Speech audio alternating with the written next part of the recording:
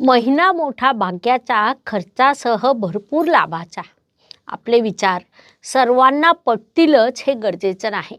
म्हणून ते मांडायचं कधी सोडू नये. कारण कुणाला विचार पटले नाही तर ते विचार समोरील व्यक्तीला विचार करायला भाग पाडतात, हे मात्र नक्की.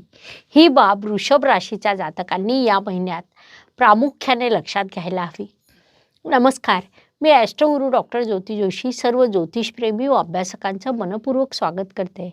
आपण मार्च 2024 या महिन्याचं राशी भविष्य समजून घेत आहोत. त्यामध्ये आजच्या भागात आपण वृषभ राशीच्या जातकांसाठी हा महिना कसा राहील यावर सविस्तर चर्चा करणार आहोत. विविध दृष्टिकोनातून या महिन्यातील ग्रहस्थितीचं शास्त्रोक्त विश्लेषण करणार आहोत. सोबतच व्हिडिओच्या शेवटी मी तुम्हाला या महिन्यात करावयाचा विशेष उपाय देखील सांगणार आहे. त्यामुळे व्हिडिओला शेवटपर्यंत बघायला विसरू नका. अजून एक महत्त्वाची बाब म्हणजे विविध दृष्टीने हा महिना तुमच्यासाठी कसा असेल हे आम्ही नेहमीच खूप सविस्तरपणे सांगत असतो. त्यानुसार या महिन्यात तुम्हाला काय अनुभव आलेत हे तुम्ही कमेंटद्वारे आमच्यापर्यंत पोहोचवू शकता, जेणेकरून आमच्या या मार्गदर्शनाचा तुम्हाला लाभ होत आहे ही बाब आमच्यापर्यंत पोहोचू शकेल.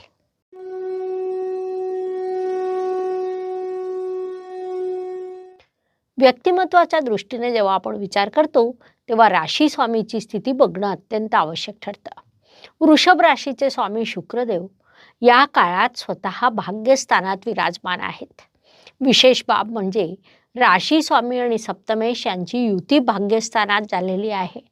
त्यामुळे भाग्यवर्धक महिन्यात तुम्ही प्रवेश करणार आहात असं आपण म्हणू शकतो. भाग्यवर्धक कर्मवैधक महिना असल्यामुळे अर्थातच या काळात तुमचं व्यक्तिमत्व समृद्ध होणार आहे. म्हणून या काळाचा तुम्ही सदुपयोग करायला हवा. धन कुटुंब वाणी या दृष्टीने विचार केला असता वृषभ राशीसाठी बुधदेवांची स्थिती महत्त्वाची ठरते, कारण ते तुमचे धनेश आहेत. बुधदेव या काळात तुमच्या दशम स्थानात म्हणजे कर्मस्थानात विराजमान आहे. त्यामुळे धनप्राप्तीसाठी कुटुंबाच्या समृद्धीसाठी तुम्ही परिश्रम करायला हवेत असं ते तुम्हाला सूचित करीत आहेत. या काळात तुमची वाणी अधिक प्रगल्भ होणार आहे. त्याचा तुम्हाला निश्चितच सकारात्मक फायदा होईल. थोडक्यात या सर्व दृष्टीने हा महिना तुमच्यासाठी शुभ म्हणता येईल. त्याचा तुम्ही पूर्ण लाभ घ्यायला हवा.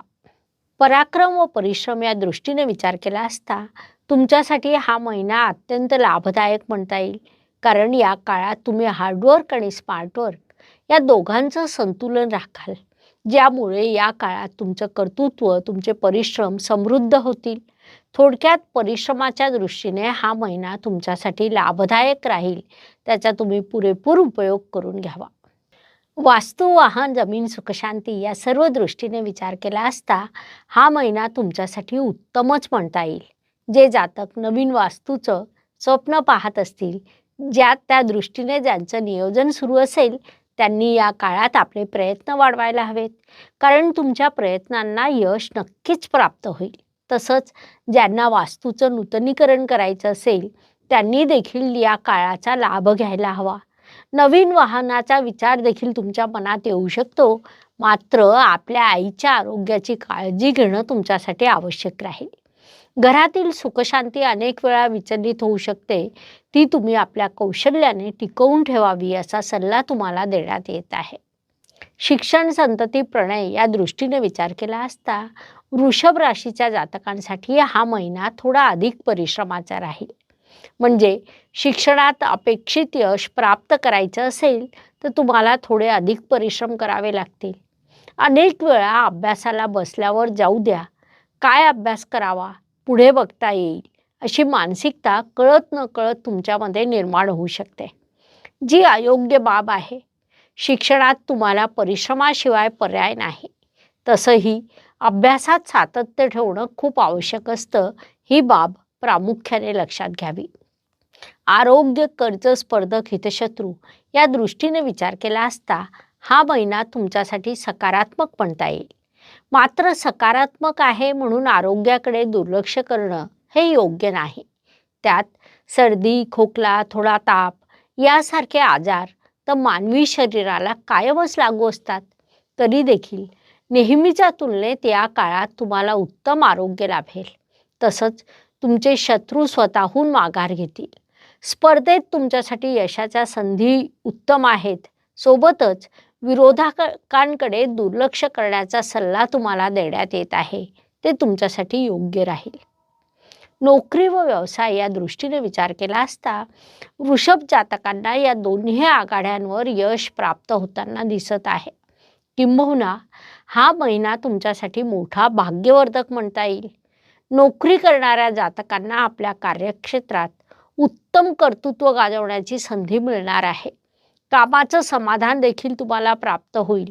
व्यवसायात देखील नाविन्य येणं, व्यवसायाची दिशा सापडणं, त्यातून लाभाच्या यशाच्या संधी प्राप्त होणं असे शुभ प्रभाव तुम्हाला प्राप्त होणार आहेत.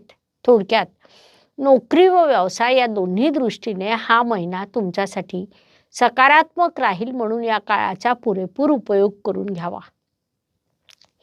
भाग्य व शुभ संकेत या दृष्टीने विचार केला असता वृषभ जातकांसाठी हा महिना अनेक शुभ संकेतांनी भरलेला आहे. त्यात प्रामुख्याने सांगायचं झाल्यास भाग्येश आणि कर्मेश असलेले शनिदेव तुमच्या कर्मस्थानात विराजमान आहे, जो अत्यंत मोठा शुभ संकेत म्हणता येईल. त्याहीपेक्षा महत्त्वाची बाब म्हणजे त्यांनी तुमच्यासाठी शश राजयोगाचं निर्माण केलेलं आहे, जो पंचमहापुरुष योगापैकी अत्यंत मोठा राजयोग मानला जातो. याशिवाय राशी स्वामी स्वतः भाग्यस्थानात विराजमान आहे. हा देखील एक मोठा शुभ संकेत म्हणता येईल.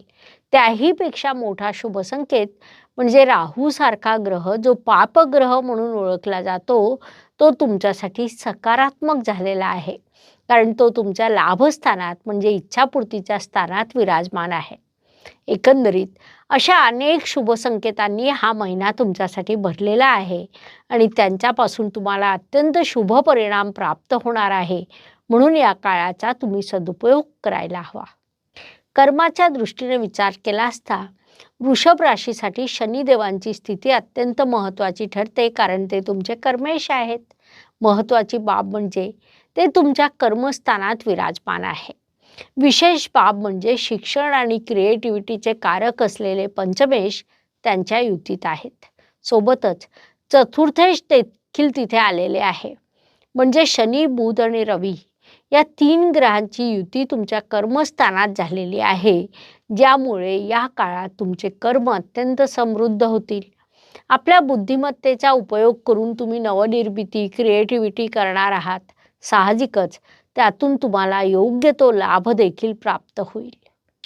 लाभाच्या दृष्टीने विचार केला असता तुमचे लाभेश असलेले गुरुदेव या काळात व्ययस्थानामध्ये विराजमान आहेत. इथे एक गंमत असते की लाभेश जेव्हा व्ययस्थानात असतो तेव्हा तो खर्च सूचित करतो, म्हणजे या काळात तुमचा खर्च होणारच आहे. मग जर तुम्ही एखाद्या गोष्टीचं दान करायचं ठरवलं तर तुमचे इतर अनेक अयोग्य खर्च कमी होतात. त्यामुळे या महिन्यात तुम्ही योग्य ते दान करावं असा सल्ला तुम्हाला देण्यात येत आहे. तुमच्या लाभस्थानात राहू ग्रह विराजमान आहे. राहू पापग्रह असला तरी लाभस्थानात सर्वच ग्रह शुभ फळं देतात. विशेषतः पापग्रह जास्त शुभ फळं देतात, जे तुम्हाला या काळात प्राप्त होणार आहे. लाभाच्या अनेक संधी तुम्हाला प्राप्त होतील. भाग्यानुसार लाभाच्या संधी प्राप्त होतात, म्हणजे तशी शक्यता निर्माण होते. त्या शक्यतांवर जेव्हा तुम्ही परिश्रम घेतात तेव्हा ती शक्यता घटनेत वळते. तुमचं भाग्य उत्तम आहे, कर्म उत्तम असणार आहेत, त्यामुळे लाभाच्या संधी देखील आहेत. परंतु शेवटी सगळ्यांचा वर जाऊन त्या शक्यतांना घटनेत बदलवण्यासाठी तुमची भूमिका महत्त्वाची ठरते.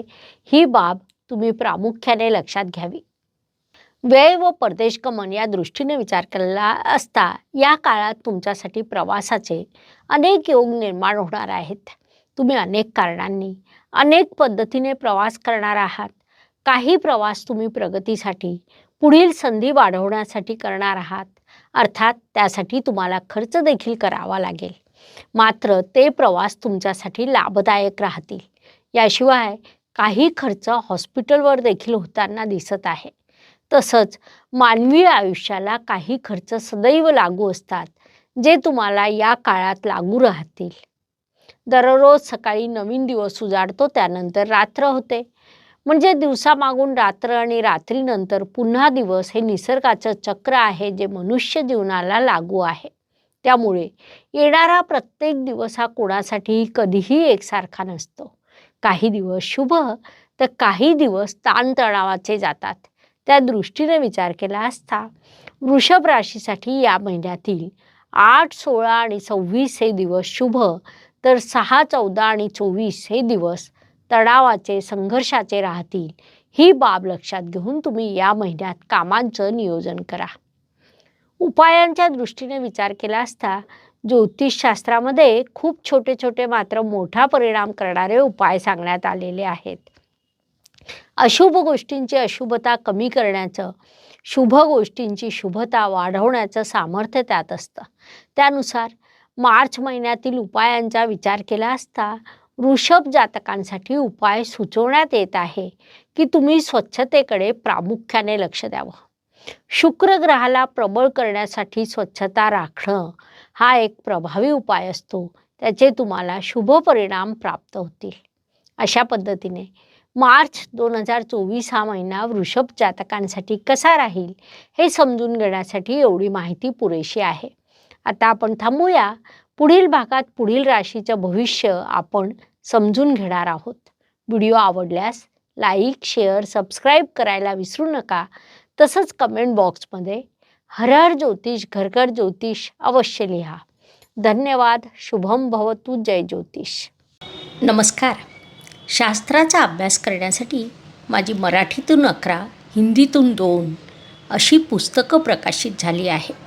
विशेष बाब म्हणजे मी स्वतः संशोधित केलेली ज्योती जोशी पद्धती अर्थात जे पद्धती या विषयावर स्वतंत्र ग्रंथ उपलब्ध आहे.